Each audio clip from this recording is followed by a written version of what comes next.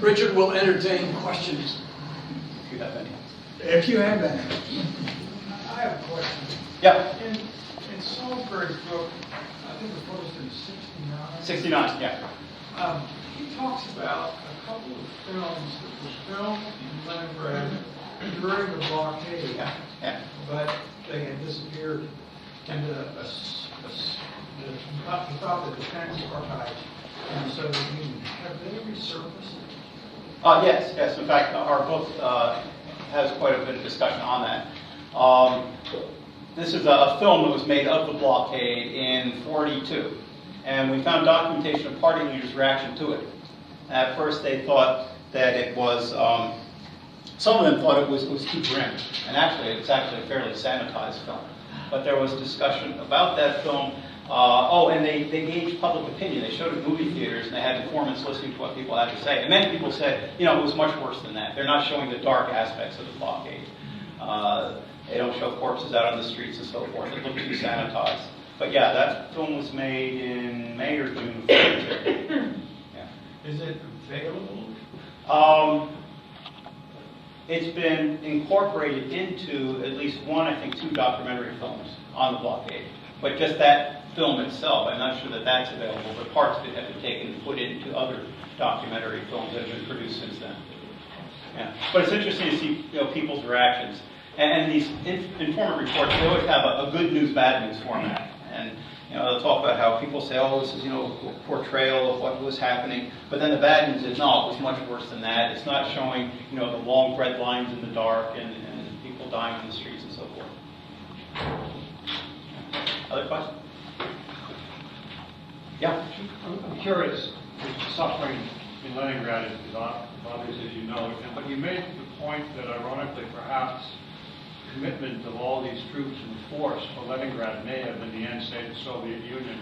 A lot of ifs in that long sentence. Well, I'm wondering, okay, so from a strategic standpoint, what did Leningrad offer the Nazis? Why did they focus on that at the expense, obviously, of potential success of the campaign? A number of things. One, for Stalin, was partly personal. The cradle of the revolution. He hated communism. That's part of it.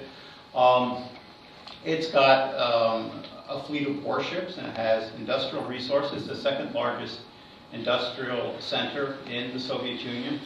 And if you can cut that off, you would have a better chance of taking the heartland, Moscow. Moscow was indeed more valuable than Leningrad, but Leningrad had the fleet, had a lot of war plans, had the largest factory in the country, the Kirov Works, that produced tanks, and so there were strategic objectives there. They pinned down about 500,000 German troops there. Yeah. Are the archives still open, and can any part of your book, sanitized or otherwise, be found in a Moscow bookstore? In a Moscow book, that's a good question. I have not seen it for sale in Moscow bookstore. Actually, when this fellow Lamag and I were working on it, he was producing his own works too. We originally viewed it to be, his would be the Russian version of the book. We went a little bit in different directions, but I haven't seen our book produced in a Russian bookstore, but it could sell. I mean, there's nothing about censorship that would keep it from being sold. State of the archives, that's a very good question.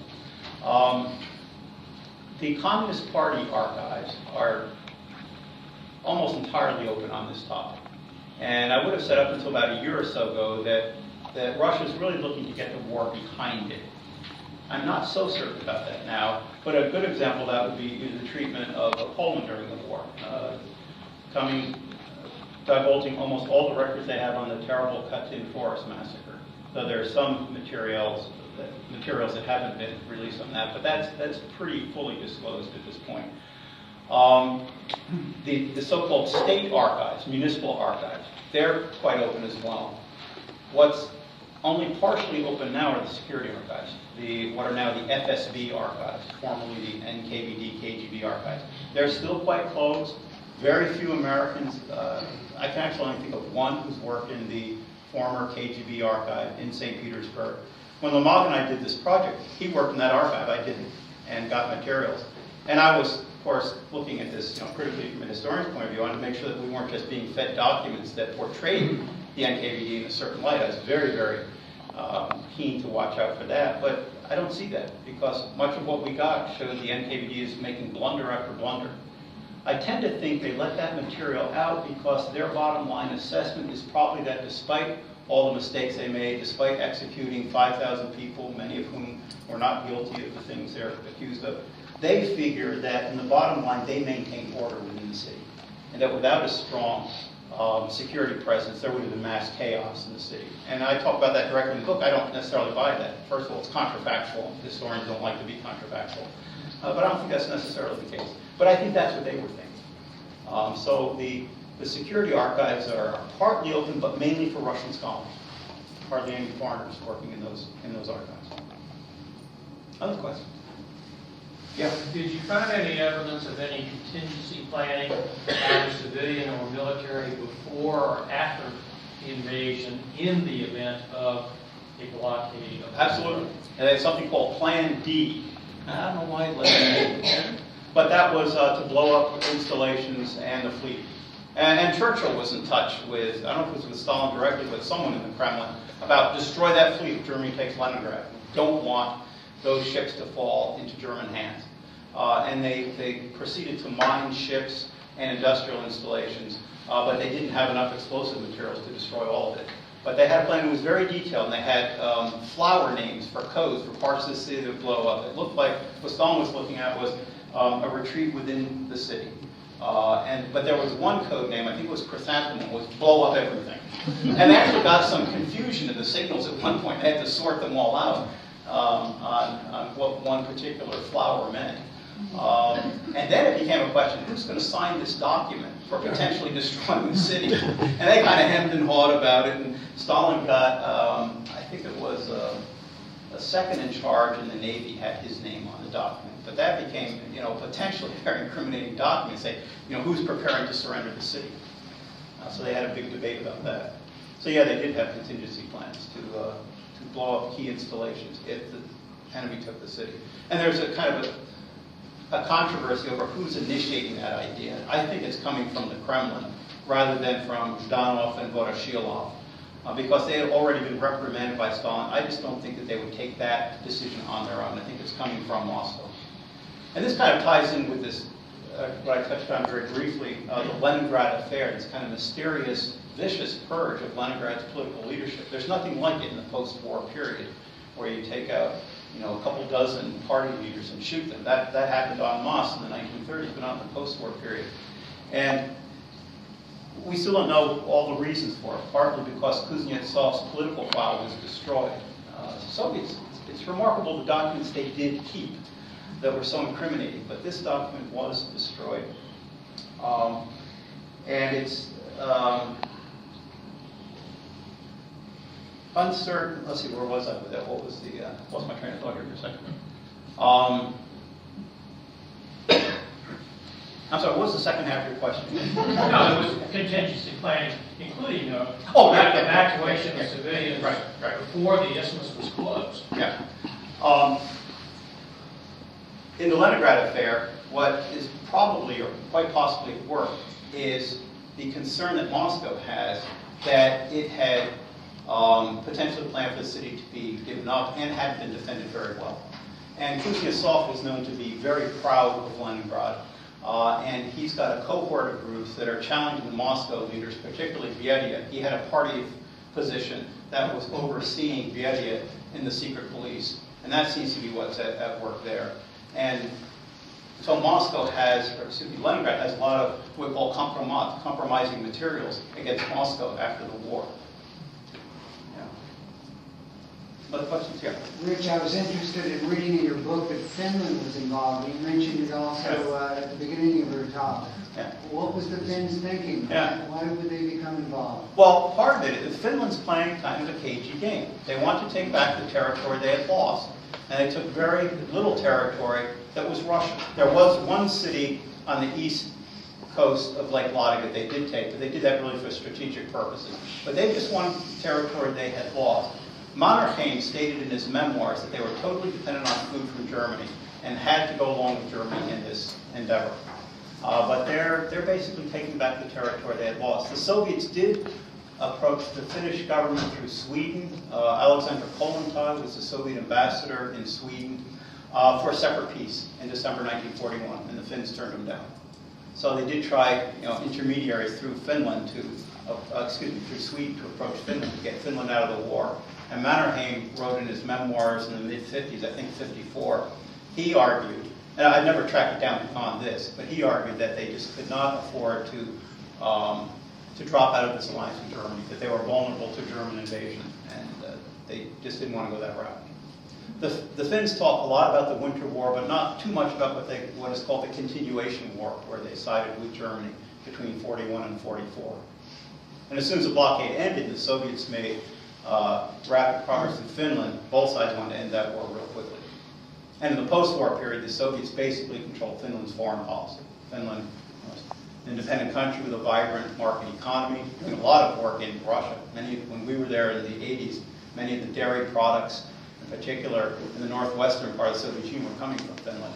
But the Soviets controlled their foreign policy. The Finns would never criticize Soviet international policy. Yeah.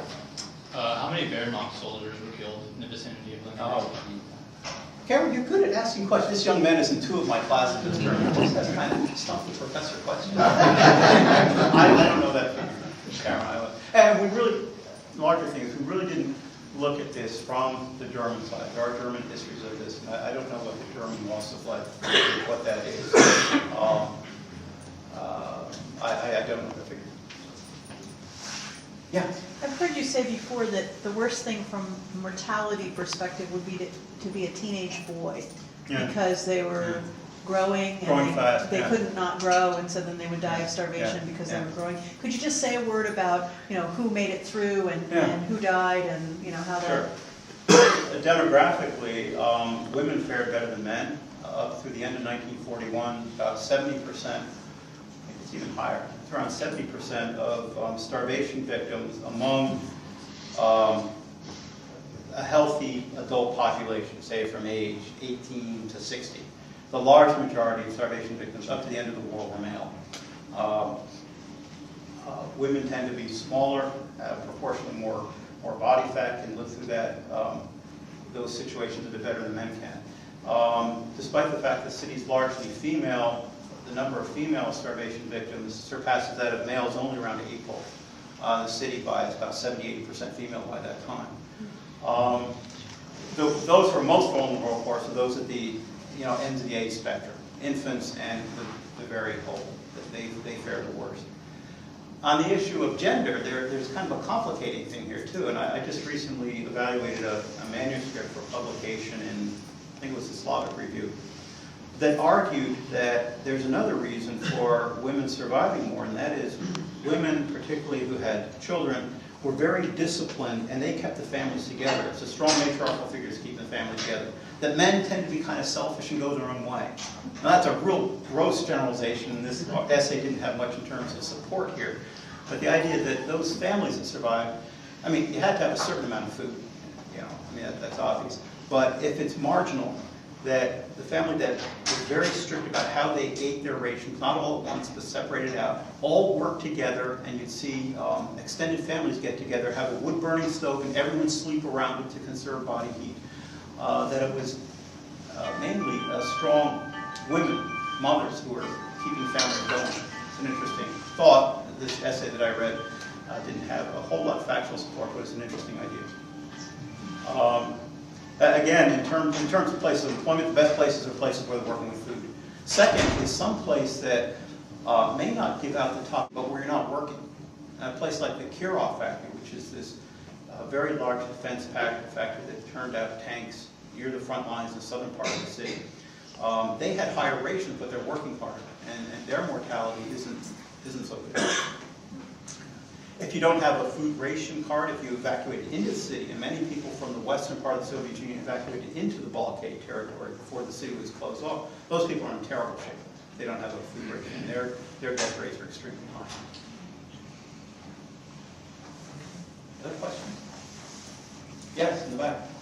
So you talked about the mindset the Russian government had about betraying the Leningrad blockade, but did you look into how the Russian people now think about this blockade and how they feel about this event?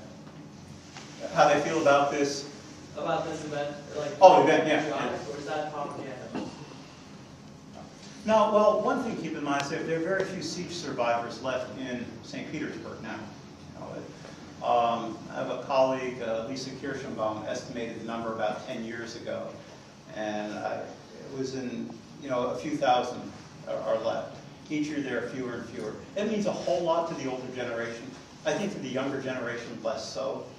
But I suspect, and here there are probably sociologists who are running around with clipboards asking this question. I suspect in the last year or so it's probably gone up, their attachment to this, because state media is so much talking about defense of the homeland. We have this anniversary, the 70th anniversary of the blockade. We'll have the 70th anniversary of victory in Europe coming up in May. And I suspect there's a bit more resonance now than there was a few years ago.